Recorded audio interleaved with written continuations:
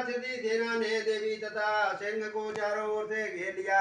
उस समय दैत्यों के नाश के लिए और देवताओं के हित के लिए ब्रह्मा, शिव, कार्तिकेय, विष्णु तथा इंद्र आदि देवों की शक्तियां तो अत्यंत पराक्रम और बल के संपन्न थी। उनके शरीरों से निकलकर चंडिका देवी के पास गई। जिस देवता का जैसा रूप था, जैसे आभूषण थे और जैसा वाहन था, वैसा ही रूप, आभूषण और वाहन लेकर उन देवताओं की शक्तियां दैत्यों से युद्ध करने के लिए आई। हंस युक्त विमान पर बैठकर और रुद्राक्ष की माला तथा कमंडल धारण करके ब्रह्मा जी की शक्ति आई। वृषभ पर सवार होकर हाथ में त्रिशूल लेकर महानांग के कंकड़ और चंद्ररेखा से विभूषित होकर भगवान शंकर की शक्ति माहेश्वरी आई। मोर पर आरूढ़ होकर हाथ में शक्ति लिए कार्तिकेय जी की शक्ति दैत्यों के युद्ध करने के लिए आई। भगवान विष्णु की शक्ति गरुड़ पर सवार होकर शंख चक्र सांग गदा धनुष तथा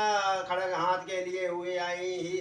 श्री हरि की शक्ति 12 का शरीर धारण करके आई और नरसिंह के समान धरी धारण उनकी शक्ति नरसिंह की भी आई। इसी प्रकार देवराज इंद्र की शक्ति इंद्रिय रावत पर सवार होकर आई। इन देव शक्तियों ने गिरी हुई चंडिका से भगवान शंकर ने कहा, मेरी प्रसन्नता के लिए तुम शीघ्र ही इन असुरों को मारो। उस समय देवी के शरीर में से अत्यंत उग्र रूप वाली और सैकड़ों गिदड़ियों के समान आवाज करने वाली चंडिका शक्ति प्रकट हुई। उस अपराजिता देवी ने धूमिल जटा वाले भगवान श्री शंकर जी से कहा, हे प्रभु, आप मेरी ओर से दूत बनकर सोम के पास जाइए और उन अत्यंत गर्वीले दैत्यों से कहिए, जो तुम्हें अपने जीवित रहने की इच्छा हो तो त्रिलोकी का राज्य इंद्र को दे दो।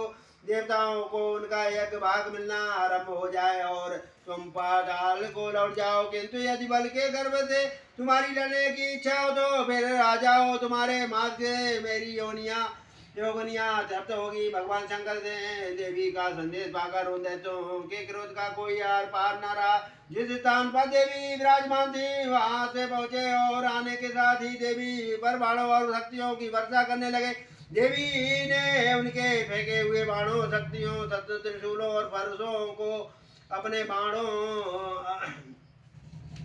बाणों के से काट डाला। काली देवी चंडिका के आगे खड़ी होकर शत्रुओं को त्रिशूल से विदूर करने लगी और खड़गवा के से कुचलने लगी। ब्रह्माणी जिस तरह जाती थी अपने कमंडल का जल छिड़कर दैत्यों के बल को नष्ट कर देती थी, इसी प्रकार माहेश्वरी त्रिशूल से, वैष्णवी चक्र से और अत्यंत